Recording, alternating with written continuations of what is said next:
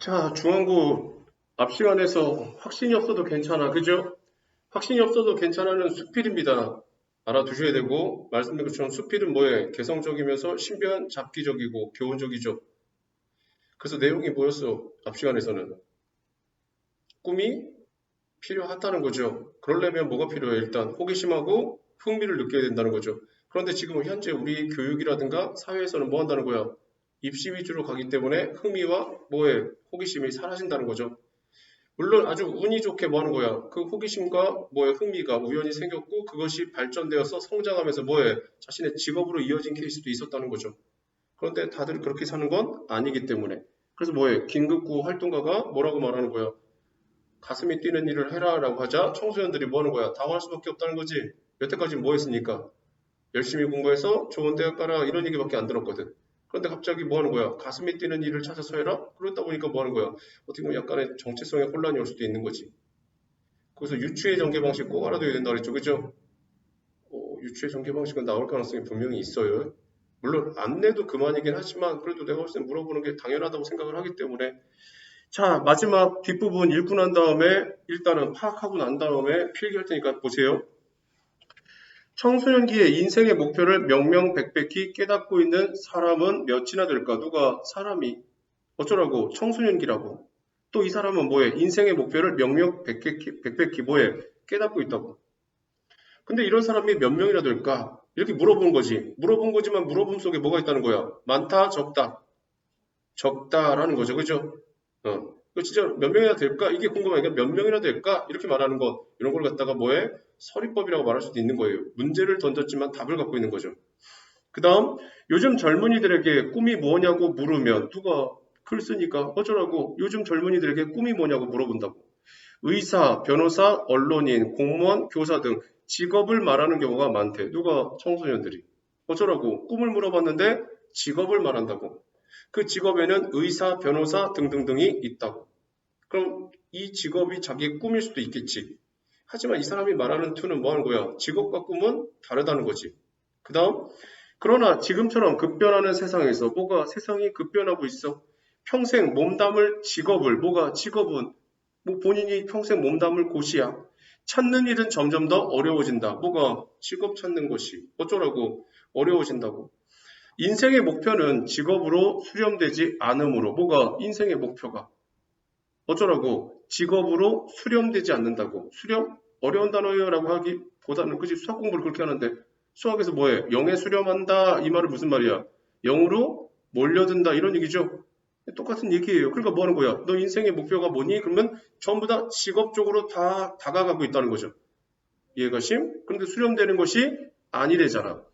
의사나 공무원이 되는 것 자체가 꿈인 인생은 궁색하다. 뭐가? 제 꿈은요. 저는 의사나 변호사가 되는 게 꿈이에요. 라고 말하는 그 인생의 목표는 뭐 하다는 거야? 궁색하다. 굉장히 좀 없어 보인다는 거죠.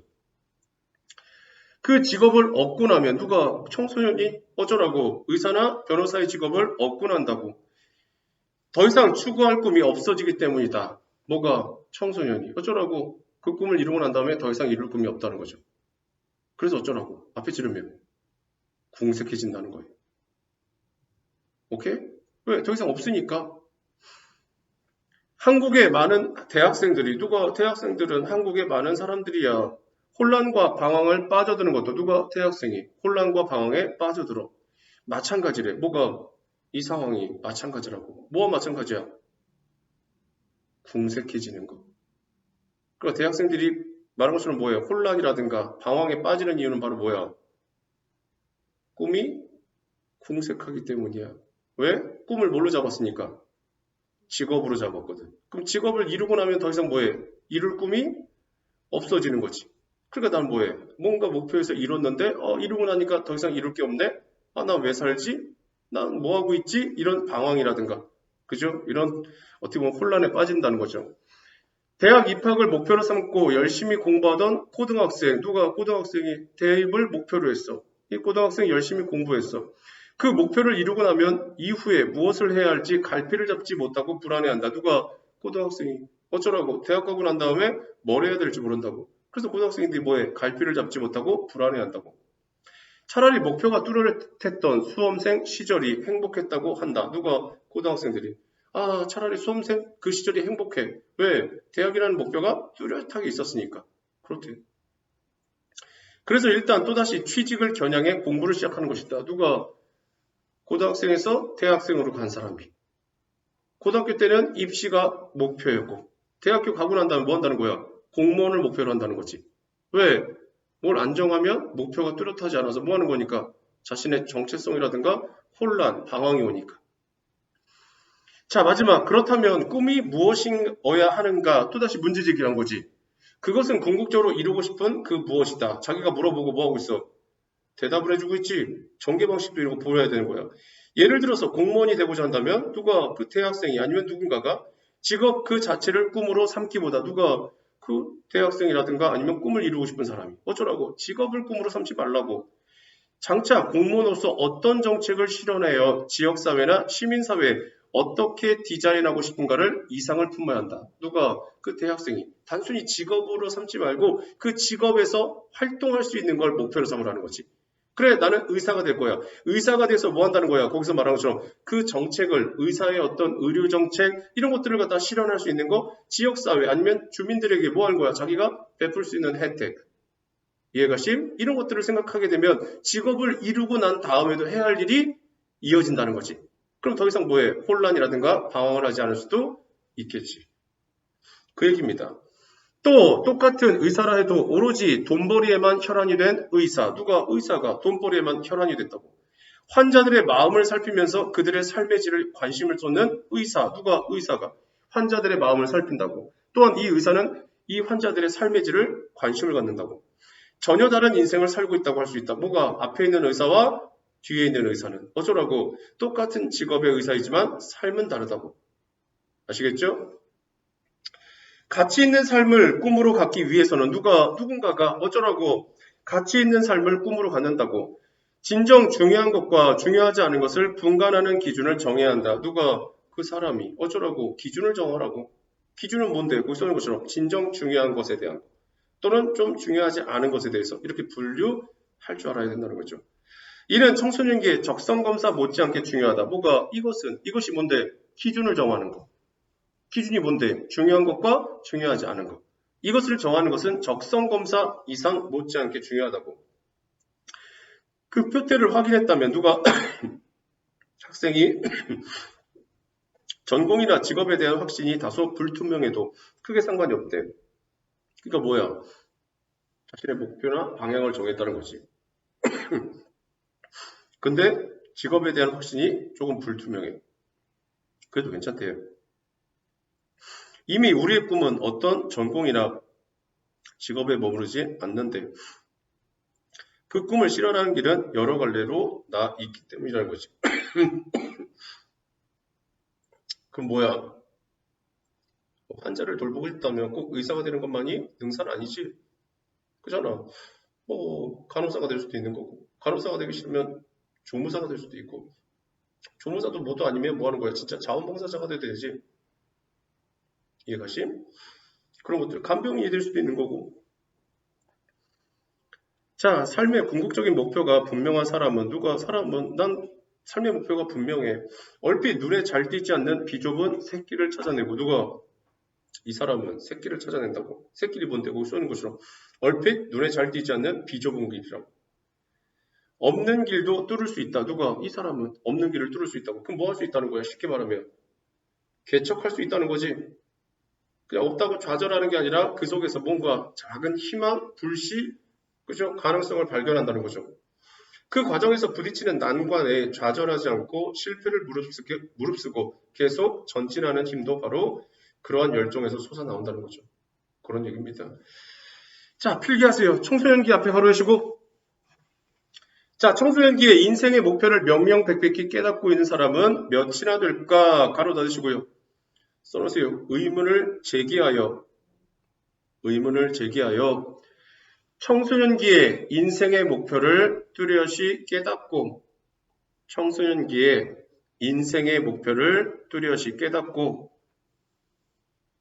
살아가는 사람이 많지 않음을 강조한 겁니다.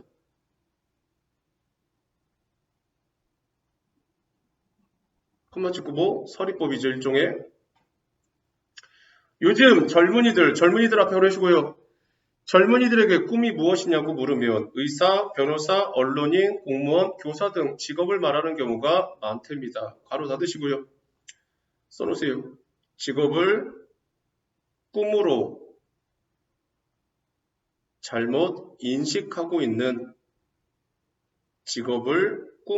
잘못 인식하고 있는 요즘 젊은이들의 세태라는 것은 세상의 행태라는 얘기입니다. 사람들의 경향이라고 봐도 되는 거고 사회적인 어떤 성향이라고 봐도 되는 거죠. 그러나 지금처럼 급변하는 세상에서 평생 몸담을 직업을 찾는 일은 점점 더 어려워진대요. 인생 앞에 그러시고요. 인생의 목표는 직업으로 수렴되지 않으므로 의사, 공무원이 되는 것 자체가 꿈인 인생은 궁색화됩니다. 가로 닫으시고요. 써놓으세요. 진정한 꿈이라는 것은 직업의 좋고 나쁨이 아니라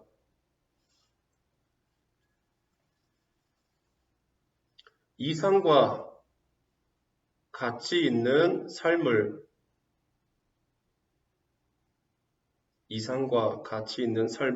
꿈으로 가져야 한다는 인식.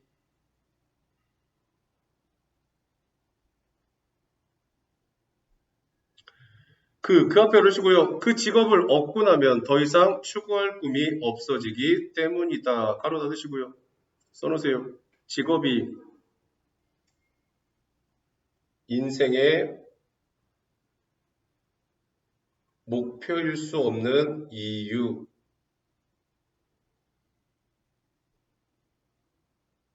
컴마 찍고 뭐라 써나? 직업을 이루고 난 후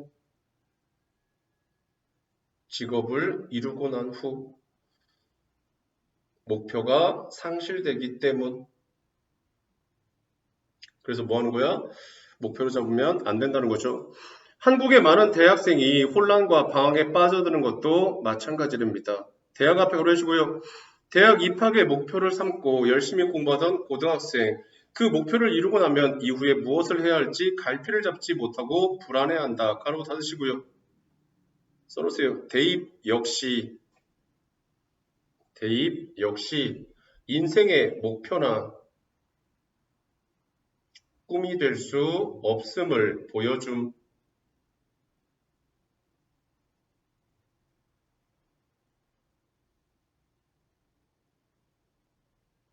컴마 찍고요. 직업이 꿈이 될 수 없음을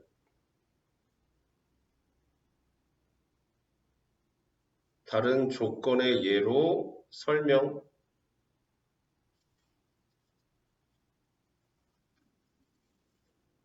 차라리 목표 앞에 하시고요. 목표가 뚜렷했던 수험생 시절이 행복했다고 한다. 가로 닫으시고요. 자, 가로치면 뭐다 써놓으세요. 뭐라 써나? 대입이라는 뚜렷한 목표가 존재하던 수험생 시절을 그리워함.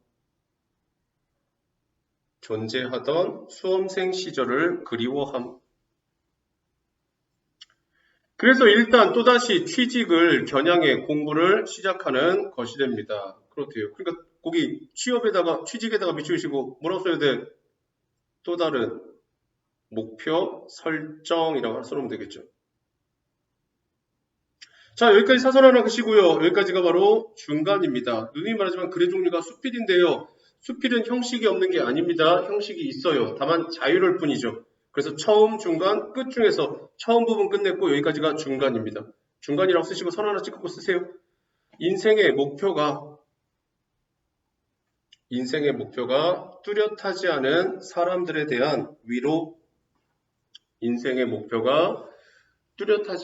사람들에 대한 위로. 자, 이제 마지막 결말입니다. 그렇다면 앞에 그러시고요. 꿈은 무엇이어야 하는가? 그것은 궁극적으로 이루고 싶은 그 무엇이다. 괄호 닫으시고요. 써놓으세요. 진정한 의미의 꿈을 제시하려고 진정한 의미의 꿈을 제시하려고 문답법을 사용하여 전개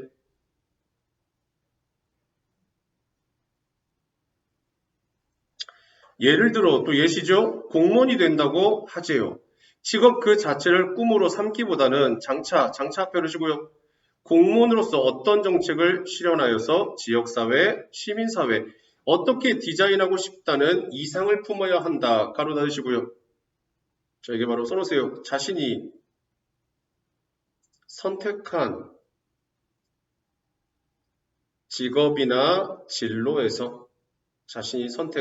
직업이나 진로에서 가치 있는 삶을 꿈으로 가질 수 있는 사례 첫 번째. 꿈으로 가질 수 있는 사례 첫 번째. 뭐 방법이라고도 상관없고요. 똑같은 의사라 해도요. 오로지 돈벌이에만 혈안이 된 의사와 환자 벼르시고요. 환자들의 마음을 살피면서 그들의 삶의 질에 관심을 쏟는 그 의사는 전혀 다른 인생을 살고 있다고 할 수 있대요. 가로 닫으시고요. 사례 2. 콤마 찍고 대조도 되죠? 대조라고 써놓으세요. 왜냐면 앞에 있는 의사하고 이 의사는 서로 다 반대니까. 가치 있는 삶을 꿈으로 갖기 위해서는 진정 앞에 오르시고요. 진정 중요한 것과 중요하지 않은 것을 분간하는 기준을 정해야 한다. 가로 닫으시고요. 써놓으세요. 가치 있는 삶을 꿈으로 갖기 위한 전제 조건. 이것은 청소년기의 적성검사 못지않게 중요하답니다. 그 표대를 확인했다면 표대에다 미시고요. 써놓으세요. 목표로 삼는 기준.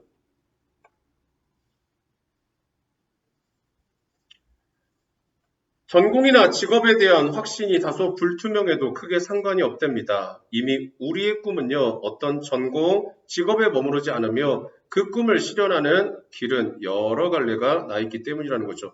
이것도 여러 갈래의 길을 앞에서 봤던 거죠. 유추. 무슨 말이야? 서울에서 부산으로 가는 길이었죠. 서울이 출발지였다면 부산이 목적지였던 거지. 기억나심? 그럼 서울에서 부산으로 갈 때 뭐 한다는 거야? 질러 가도 되고 돌아가도 된다고 했지. 대전으로 가도 되고 목포로 가도 된다고 했지. 다만 어디만 아니면 돼? 신의주만 아니면 되는 거지. 왜? 신의주는 반대 방향이니까. 어쨌든 뭐 느리게 가고 빨리 가든 어쨌든 그 방향으로 간다는 게 중요한 거니까. 이렇게 갈래의 길이 여러 개가 될 수 있다는 거죠. 삶의 앞에 보시고요. 삶의 궁극적인 목표가 분명한 사람은 얼핏 눈에 잘 띄지 않는 비좁은 새길을 찾아내고 없는 길도 뚫을 수 있다. 가로 닫으시고요. 써놓으세요. 진정한 꿈의 의미와 가치 있는 삶의 목표가 뚜렷한 사람의 특징.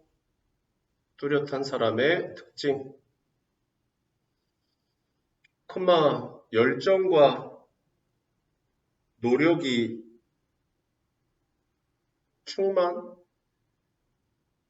쉽게 좌절하지 않겠지, 그지? 하늘이 무너져도 뭐해? 솟아날 구멍이 있다고 그 길을 찾는 사람이겠지? 그래서 그 과정에서 부딪히는 앞에 놓으시고요.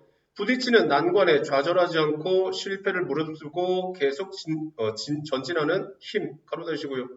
자, 이게 바로 뭐예요? 열정에서 비롯된 삶의 원동력이라고 말하면 되겠죠.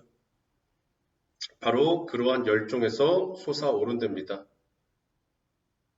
자, 여기까지 사설 하나 보시고요. 여기까지가 바로 끝입니다. 처음, 중간, 끝. 3단 구성으로 되어 있는 거죠. 선 하나 찍으시고 가치 있는 삶을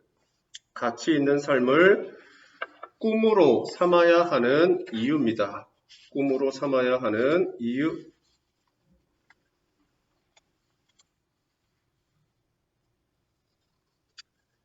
자, 맨 앞으로 돌리시고요. 내용 정리합시다. 갈래 써놓으세요. 갈래는 수필,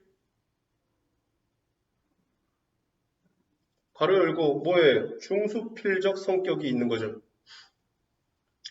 그 다음에 밑에 성격은 당연히 비판적이죠. 왜? 우리 사회가 지금 뭐에 꿈과 흥미, 호기심이 상실된 삶을 가르치고 있다는 거죠. 코마 찍고 또 뭐에 설득적이죠. 그러니까 뭐 하는 거야?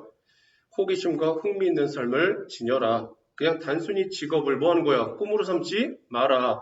정 직업을 꿈으로 삼고 싶으면 뭐 하는 거야? 그 직업을 선택한 후 그 직업에서 얻을 수 있는 삶의 보람이라든가 아니면 타인과의 더불어 살아가는 삶에서 뭔가 활기차게 살아갈 수 있는 열정, 그 열정을 발견할 수 있는 그 요소를 활용해라 이런 얘기죠. 코마 찍고 또 하나 뭐야? 교훈적이죠. 자, 밑에다가 주제는 진정한 꿈과 가치 있는 삶의 의미입니다. 진정한 꿈이란 이런 거, 가치 있는 삶이란 이런 거, 그 얘기를 하고 있다는 거죠. 자, 밑에다가는 특징 쓰세요. 첫 번째, 여러 가지 사례를 제시하여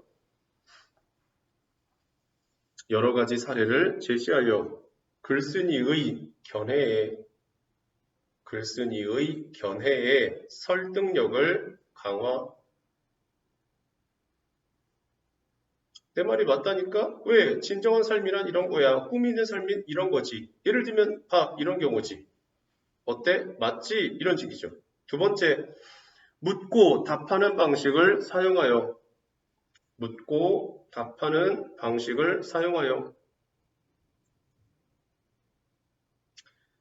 독자가 화제에 집중할 수 있게 만듦.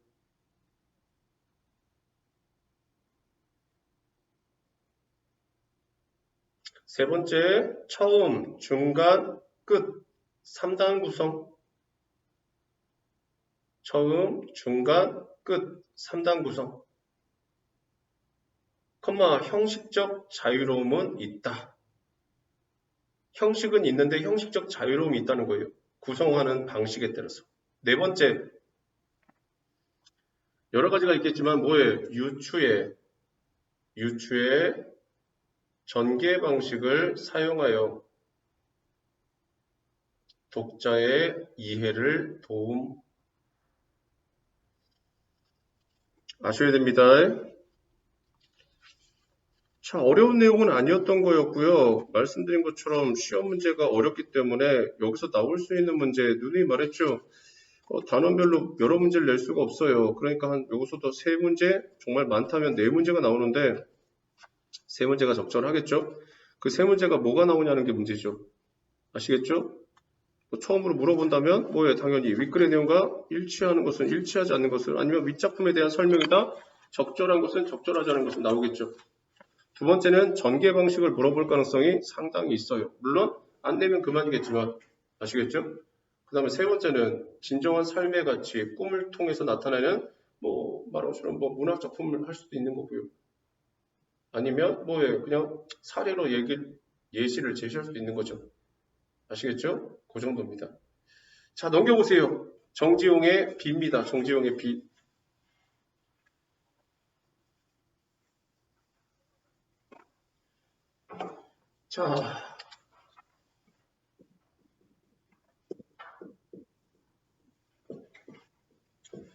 자, 정지용의 비인데요. 비는요, 당연히 시입니다. 늘상 말하지만 시를 갖다가 보려면요, 첫 번째 뭘 잡아야 돼? 화자를 설정해야 됩니다. 화자를 반드시 확인하셔야 된다고요. 화자는요, 두 가지 경우가 있다고요. 작품 안에 있을 수 있다고요. 작품 안에. 그럼 작품 안에 있으면 뭘 확인해야 되냐? 바로 나라는 캐릭터를 잡으셔야 되는 거고, 작품 뭐에 있어? 밖에 있을 수 있다고요. 그럼 밖에서는 뭐 하겠어? 약간은 관찰이라든가 바라볼 수 있는 관조 이런 말을 씁니다. 자, 두 번째 알아두셔야 될 것들은요. 당연히 똑같이 읽어나가는 건 맞지만 서술어의 중요성이 있습니다. 서술어. 이 서술어를 통해서 알 수 있는 것은 어투를 알 수 있는 거예요. 어조와 어투를 알게 되면 화자의 태도를 알 수 있습니다. 화자의 태도. 아시겠죠? 반드시 아셔야 되고 그 다음에 시제도 알 수 있는 거죠. 그죠? 시제를 통해서 과거를 회상하고 있는지 현재 상황을 갖다가 어떻게 여기는지 뭐 미래를 이야기하면 앞으로의 다짐은 어떤지 아시겠죠? 그런데 이 정지용에 비해서 이 비의 특징은요. 굉장히 중요한 것 중에 하나가 이따 나오겠지만 뭐에 반드시 운율적인 요소를 아셔야 됩니다. 아시겠죠? 그건 이따가 얘기 드리고 그 다음에 알아야 되는 게 바로 뭐냐? 바로 추보식이라는 말을 알아들어야 돼요. 추보식이 뭐야? 바로 시간의 흐름이라는 거죠. 이 작품은요, 비가 오기 직전, 그 다음에 비가 내리기 시작하면서 뭐에 비가 잠깐 멎었다가 또다시 뭐에 내리는 그 상황을 갖다가 표현한 거예요. 그걸 갖다가 뭐에 이 비를 갖다가 뭐 새죠? 새에다가 비유하고 있다는 거죠. 이걸 아셔야 돼요. 굉장히 내용적으로 굉장히 간단해요. 간단하지만 알아둬야 될 것들은 분명히 있는 거죠. 아시겠죠? 일단 보고 난 다음에 보세요. 돌에 그늘이 차고 무조건 그냥 쓰려고 하지 말고 문장을 보세요. 그늘이 어떻게? 돌에 찬다는 거죠. 자, 이것도 생각해 보세요. 시키는 대로 하면 자, 위에 하늘이 있고요. 태양이 있습니다. 태양이 있는데 구름이 있어요. 구름이 있고 밑에 뭐 이렇게 돌이 있어요. 근데 돌에 뭐가 있어? 그늘이 차기 시작한다는 거죠. 그늘이 찬다는 건 뭐 하는 거야? 햇빛이 가려졌다는 거예요. 그럼 가려졌다는 건 지금 구름이 뭐에? 몰려오고 있다는 거죠. 이해가십니까? 그 다음 따로 몰리는 소소리 바람. 뭐가? 소소리 바람이 뭔지를 알아야겠죠. 그죠? 자, 소소리 바람이 뭐에? 따로 몰린대요. 따로 몰린다는 게 뭐야? 아까 보니까 애들이 막 저쪽으로 몰리던데 이 말이지. 그럼 몰린다는 건 뭐야? 어느 한 방향으로 뭐에? 지나가고 있다는 거죠. 그렇다면 지금 뭐에? 어느 한쪽, 뭐 동쪽이라면 서쪽으로, 남쪽이라면 북쪽으로, 아니 북쪽이면 남쪽으로 뭐 한다는 거야? 이 구름이 바람이 몰리다 보니까 구름을 몰아온다는 거예요. 그 다음 앞서거니 하여 꼬리 치날려 세우고 주체를 잘 잡아야 돼요. 자, 앞서거니 하여 꼬리 치날려 세우고 그 다음 것까지 종종 다리 까칠한 산새 걸음걸이. 여기만 보면 주체가 뭐야? 산새죠?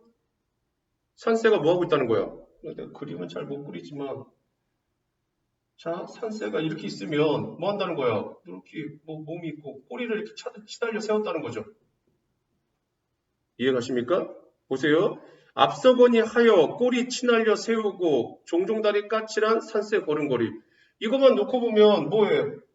바람이 불고 구름이 몰려오고 바위에 그늘이 차고 그 다음 뭐예요? 새가 걸음을 걷고 있다는 거죠. 그 얘기예요. 써있는 거로만 놓고면요. 그 다음 여울지어 수척한 흰 물살. 뭐가? 물살이 여울을 지어서 수척하대요. 이게 또 무슨 말이지? 여기서 또 이상해져요. 그 다음 갈갈이 손가락을 펴고 뭐가? 물살이요. 그죠? 이 물살이 뭐 한다고? 흰 물살이 손가락을 편대요. 이상해하죠? 그 다음 멎은 듯. 그럼 뭐 하는 거야? 뭔가 멎었다는 거죠. 물살이 앞에 잡으면 물살이에요. 주체가 이상해져요. 그 다음 새삼 듣는 빛낮. 뭐가? 누군가가 어쩌라고? 듣는다고요. 뭐를 들어? 빛 낯을요. 빛낯이 뭐야? 빛이 뭐야? 빛 피예요. 낯은 뭐야? 셀 수 있는 개수예요. 그 다음 붉은 잎 소란이 밟고 간다. 뭐가? 네, 빗방울이요. 그게 무슨 말이에요? 라고 말하면 이게 지금부터 헷갈린 거는 저 세 번째 연서부터예요. 다시요. 이것까지는 그냥 표면적으로 잡을 수 있는 거고 이제 좀 파악으로 가면 그런 얘기예요. 아까 말한 것처럼 뭐에? 소소리 바람이 구름을 몰아오죠. 그러면 돌에 그늘이 차죠. 그 다음 거 보세요. 앞서거니 하여 꼬리 치날려 세우고 이걸 표면적인 건 새라고 말하는데 새가 아니에요. 뭐야? 네, 빗방울이에요. 여기서 비가 떨어지는데 빗방울이 뭐 하는 거야? 예를 들면 이런 식으로 떨어지는 거예요. 뭐 그림은 연연하지 마시고 빗방울이 이런 식으로 떨어지는 거예요. 그러니까 뭐 하는 거야? 여기 있는 빗방울이 나 1등, 나 2등. 근데 이 부분이 바로 뭐라는 거야? 이 부분이 꼬리라는 거죠. 꼬리를 뭐 하는 거야? 공중에 세웠다는 거예요. 이해가십니까? 이거 꼬리라고 말을 한 거예요. 그러니까 빗방울의 모습을 지금 새에다가 비교하고 있는 거죠. 비유하고 있는 거죠.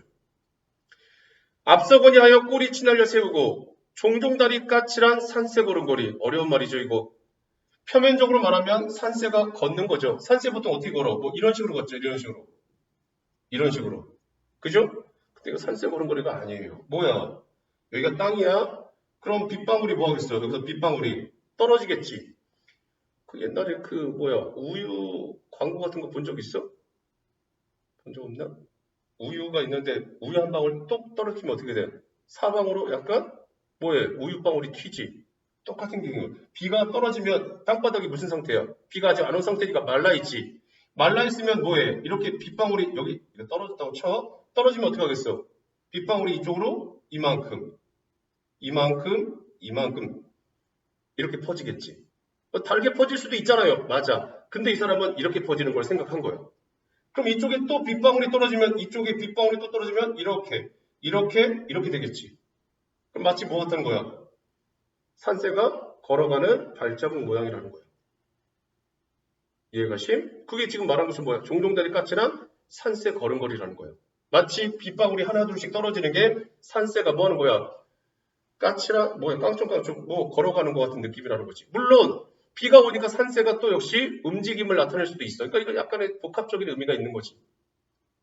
그 다음 거 여울지어 투척한 흰물살은 뭐야? 이 빗방울이 점점 모여서 뭐 하는 거야? 이렇게 빗방울이 유리 위에다가 스포이드 같은 걸로 물방울 하나씩 떨어지면 뭐해? 서로 이렇게 뭉친다고. 이렇게 뭉치다 보면 뭐 하는 거야? 약간 부풀어 오르겠지. 부풀어 오르면 어떻게 하겠어? 더 이상 못 견디고 터지겠지. 이렇게 이쪽 갈래. 또 이쪽 갈래로 뭐해? 물이 터질 수도 있지. 또 이쪽 갈래로 터질 수도 있고 이쪽 갈래로 터질 수도 있지. 그게 바로 뭐 하는 거야? 갈갈이 손가락을 펴다 이렇게 말한 거야. 그러니까 뭐 하는 거야? 비가 아직 많이 왔어? 적게 왔어? 많이 온 건 아니라는 거지.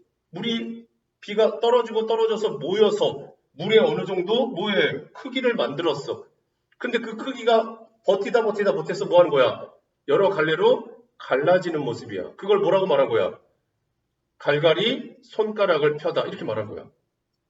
그렇게 비가 내리다가 뭐 한 거야? 멎은 거지. 멎은 듯해서 야 비가 그쳤나 했는데 다시 뭐 하는 거야? 빗소리가 들린다는 거지. 그리고 그 빗소리가 뭐 하는 거야? 붉은 붉은 잎이니까 계절감 언제야? 가을이지, 그치? 이 작품 계절감도 이상해. 그 붉은 잎을 소란이 밟고 간대. 그러니까 뭐 하는 거야? 후두둑, 후두둑, 후두둑 하면서 뭐 하는 거야? 빗방울이 떨어지면서 지나가고 있다는 거지. 그 얘기입니다. 이 작품의 특징은요, 보세요. 전체적인 연으로 보면 연이 나눠져 있죠, 그죠? 8연으로. 근데 한 연이 어떻게 구성되어 있어? 2행으로 구성되어 있죠. 또한 뭐 하는 거야? 행의 길이가 생각보다 짧죠. 그래서 간결하다 이렇게 말을 하는 거예요. 자, 갑니다. 자, 제목 B에다가 동그라미 치시고요. 옆에다 써놓으세요. 자연현상을 섬세하고 감각적인 묘사를 통해 형상화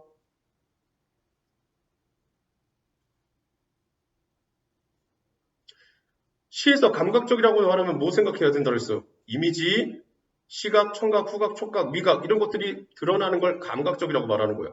커먼집 하나 더 써놓으세요. 전체 몇 년? 써놓으세요. 전체 8년으로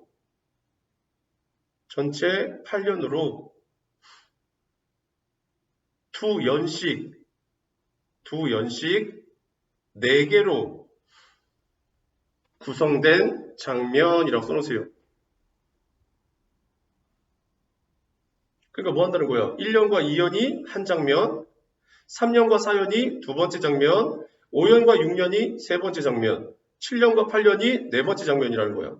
오케이? 그만 싶고요. 이 작품의 화자의 주관적인 감정 드러나 안 드러나? 화자 있어 없어? 있어. 작품 안에 있어 없어? 작품 안에 나 있어 없어? 없어. 그럼 어디 있어? 작품 밖에서 뭐 하고 있는 거야? 비 내리는 전경을 관찰하면서 표현한 거야. 이해가심? 그래서 거기다 써놓으세요. 일부러 써놓은 화자는 자신의 감정을 배제하고, 화자는 자신의 감정을 배제하고, 비가 내리기 직전부터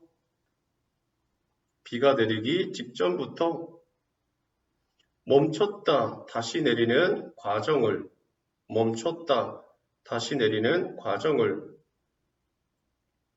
시간 순서에 따라 표현. 지금 말씀드린 거는 위 작품에 대한 설명이다. 적절한 것은 적절하지 않은 것은 해서 나올 수 있는 거지. 이해가심? 그럼 뭐라 그래야 돼요? 만약에 틀린 걸로 말하면 화자는 작품에 비 내리는 뭐에 전경을 바라보며 자신의 옛 그리움을 떠올리고 있다. 맞아 안 맞아? 안 맞는 거지. 또는 화자는 뭐에 작품에 대한 작품 안에서 비 내리는 과정을 시간 순서에 따라 구체적으로 설명하고 있다. 맞아 틀려? 틀린 거지, 그치? 아시겠죠? 그런 식으로 말하는 걸 구분할 줄 알아야 됩니다. 갑니다. 돌 앞에 그러시고 돌에 그늘이 차고 가로 닫으시고요. 자, 그 그늘이 차고에다가 밑줄 하나 그시고 써놓으세요. 뭐라고 써놔? 햇빛이 사라지고 먹구름이 끼는 상황, 서늘한 느낌. 자, 가로친 부분도 하나 써놓으세요. 뭐라고 써놔? 가로친 부분. 갑자기 비가 쏟아질 듯한 분위기를 묘사. 갑자기 비가 쏟아질 듯한 분위기를 묘사.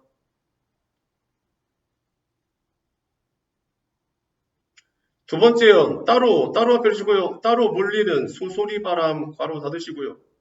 자, 따로 몰리는 에다 밑줄으세요. 자, 몰린다는 거 써놓으세요. 나뭇잎이 바람에 휩쓸리는 모습. 나뭇잎이 바람에 휩쓸리는 모습. 소소리 바람에다 밑줄으시고요. 이건 어휘니까 알아두셔야 됩니다. 써놓으세요. 이른 봄에 몸속으로 스며드는 듯한 차가운 바람. 그럼 이 단어만 놓고 보면 계절감이 언제야? 봄이죠. 그런데 이상해지죠. 왜? 맨 마지막에 뭐라고 나왔습니까? 붉은 잎잎이 나오죠. 붉은 잎잎이 나오면 보통 붉은 잎 하면 어느 계절이야? 가을일 가능성이 높은 거죠. 그러니까 이거 지금 약간 이상하다는 거죠. 봄비야, 가을비야, 그치? 컴마 찍고 하나만 더 써놓으세요. 여기서는 가을바람으로 인식이라고 써놓으세요. 물론 학교에서 다르게 말했으면 학교에 시킨 대로 가세요. 하지만 일반적으로는 봄비인 거 맞아요. 봄바람인 거 맞아요. 하지만 여기 문맥상으로는 가을바람이 맞다고요. 네.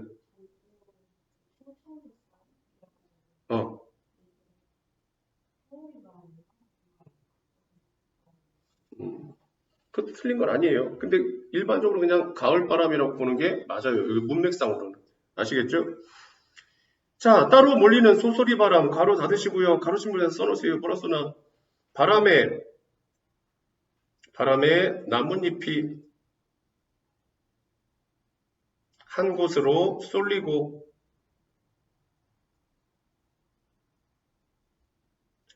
비가 올 듯한 분위기를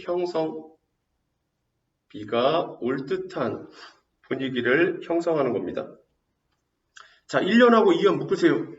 아까 말한 것처럼 뭐예요? 전체 8년 중에서 2개의 연을 묶어서 장면으로 묶은다고 그랬죠. 그죠? 자, 이 장면을 거기다 써놓으세요. 비가 오기 직전의 모습. 비가 오기 직전의 모습입니다. 세 번째 연, 앞서거니 앞에 하시고요. 앞서거니 하여 꼬리 치날려 세우고 가로 닫으시고요. 다시요.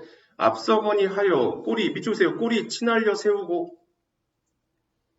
자, 요거는 굵은 빗방울이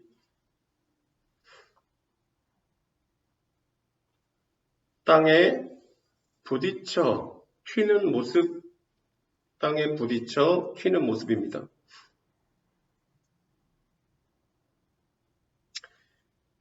자, 가로 닫으시고요.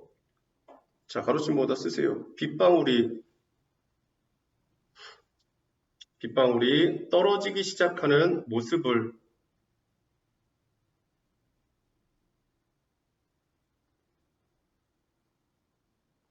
꼬리를 치켜 세우고 바쁘게 걸어가는 새 모습으로 빗댐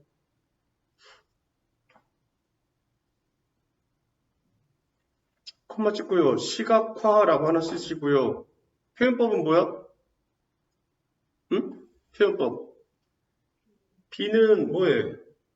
비를 갖다가 새의 빛 뒤에서 뭐해? 마치 거기서 산새 걸음걸음 뭐해? 앞서거니 뒤서거니 꼬리를 치날려 세운대잖아. 비는 꼬리가 없지, 그지? 그럼 뭐야? 동물이 아닌 것을 동물처럼 표현하는 거. 넓게 보면 뭐라 그래 이걸? 활유법이라 그래. 써놓으세요. 활유법. 사람이 아닌 걸 사람처럼 표현하는 건 의인법이고 활유법은 동물이 아닌 걸 동물처럼 표현하는 거예요. 예를 들면 으르렁거리며 솟아오르는 태양. 으르렁거리는 건 보통 동물들이 하는 거지. 호랑이라든가 뭐 등등 이런 것들이. 아시겠죠? 종종 앞에 하시고 종종다리 까칠한 산새 걸음걸이 가로 닫으시고요. 자, 종종다리 까칠한에다 밑주시고요. 여기서 까칠한은 야위거나 털에 윤기가 없고 조금 거친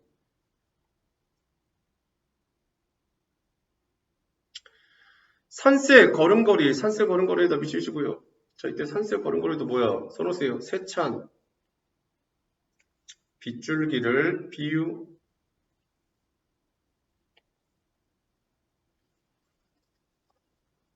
콤마 찍고요. 써놓으세요. 후두둑하며 세차게 떨어지기 시작하는 비를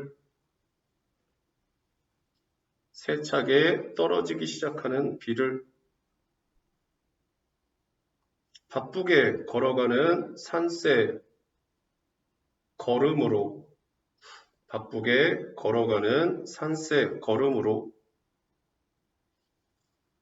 시각화시킨. 그러니까 본질은 빗방울이 떨어지면서 후두둑 비가 뭐 소나기처럼 세차게 내리는 거죠. 그걸 갖다가 산새 걸음걸이에 비유한 거예요. 자, 세 번째 연하고 네 번째 연 묶으시고요. 써놓으세요. 빗방울이 떨어지기 시작하는 장면.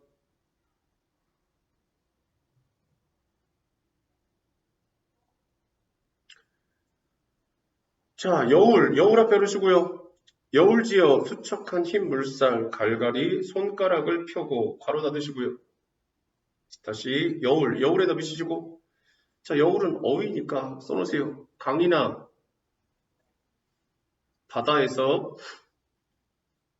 물살이 세고 빠르게 흐르는 부분.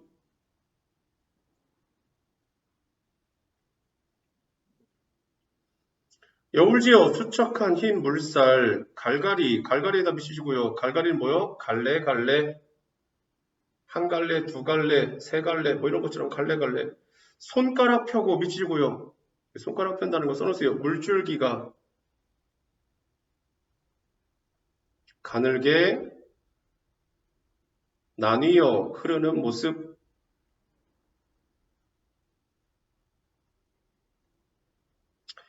괄호 닫으시고요. 가로침을 써놓으세요. 빗물이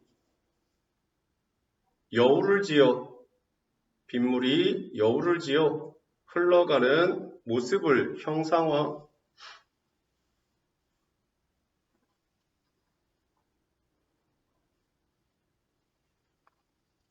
그만 찍고요. 이거는 지금 손가락을 폈으니까 뭐야? 뭐처럼 표현했어?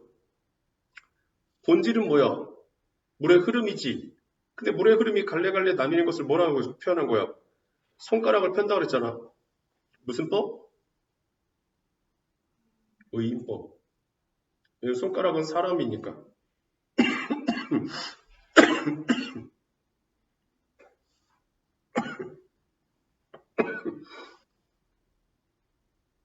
자, 오열하고 익념 묶으시고요.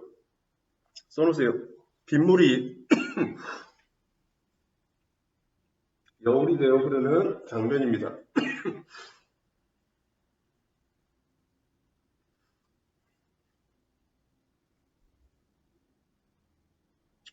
자, 7번째는 멎은 듯에다 미치시고요. 잠시 비가 멈춘 상황이라고 써놓으세요. 컴마 찍고 소나기의 일종일 가능성이 높은 거죠. 새삼 듣는 빛낫에다 미치시고요. 써놓으세요. 다시 떨어지기 시작하는 빗방울이라고 쓰세요. 컴마 찍고요. 새삼 듣는 빛낫이니까 뭐요? 들리는 거죠? 청각적 이미지. 낫에다가 동그라미 치세요. 낫. 써놓으세요. 셀 수 있는 사물의 하나하나를 지칭.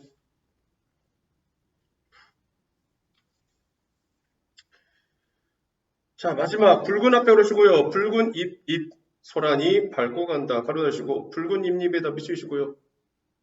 단풍잎이라고 쓰시고요. 컴마 찍고 가을의 계절감.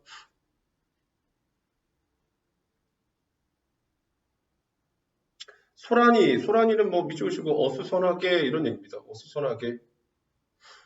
밟고 간다의 주체는 비적. 가로 닫으시고요. 자, 가로친 부분 다 써놓으세요. 굵은 빗방울이 단풍잎에 떨어지는 소리를 통해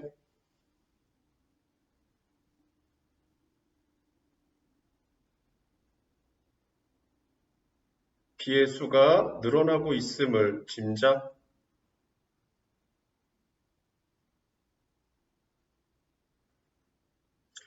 자, 컴마 찍고요. 일단 시각적 이미지,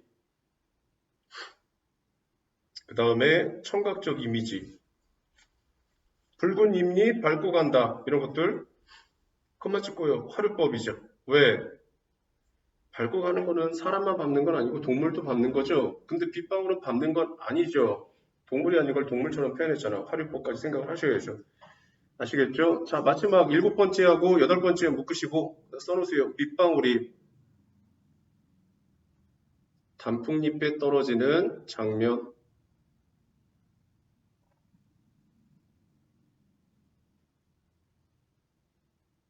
가로 열고 하나만 쓰세요. 뭐라 써나? 시간의 흐름. 1년부터 지금까지 시간의 흐름인 거죠. 아시겠죠? 이런 내용입니다. 별로 어려운 내용은 아니고요. 이 작품에서 문제를 낸다 그러면 일단은 표현법을 좀 보셔야죠. 아까 말한 시각적이라든가 청각적이라든가 오케이? 계절감이라든가 이런 것도 표현했다는 거. 그 다음에 전체 8년으로 되어 있는데 각각 2행으로 나눠져 있다는 거. 그 다음에 저기 2번째 형 같은 경우 바람으로 끝났지. 그 다음에 4번째는 뭘로 끝났어? 걸음걸이로 끝났지. 5번째는 뭐예요? 물살.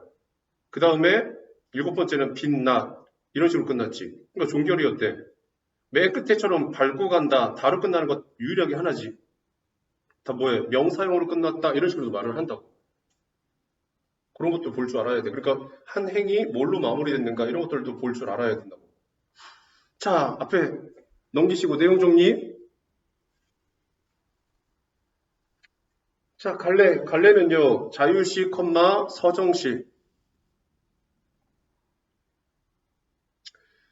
성격은 일단 감각적이라고 말을 하는 거예요. 감각적이 나오면 뭐야?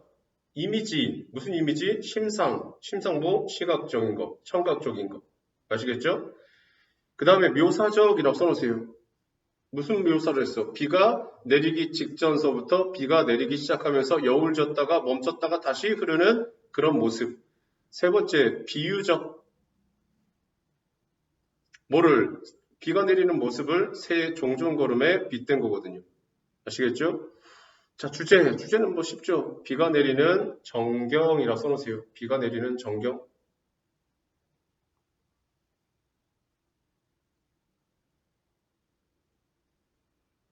자, 특징 첫 번째, 간결한 시행과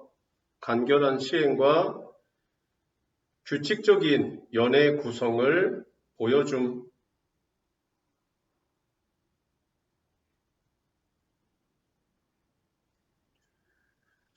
두 번째, 화자의 주관적 감정을 배제한 채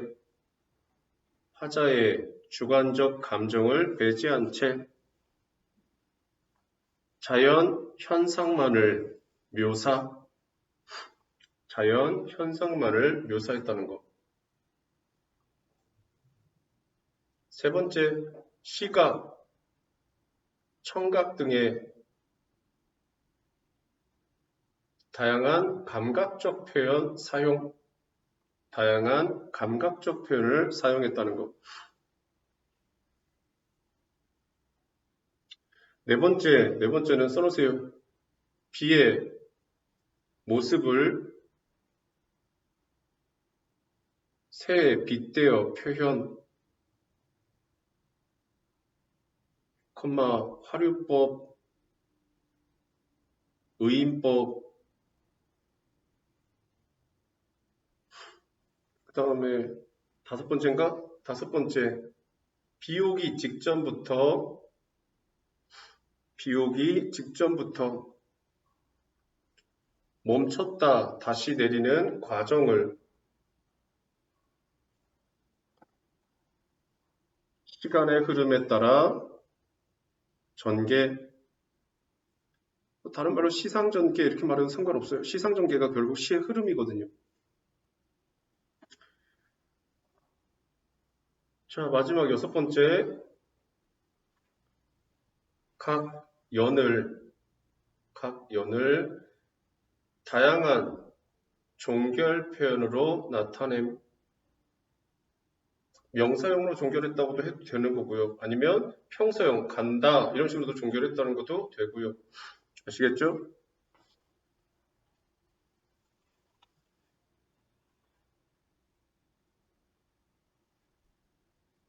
자, 잠깐 쉬었다가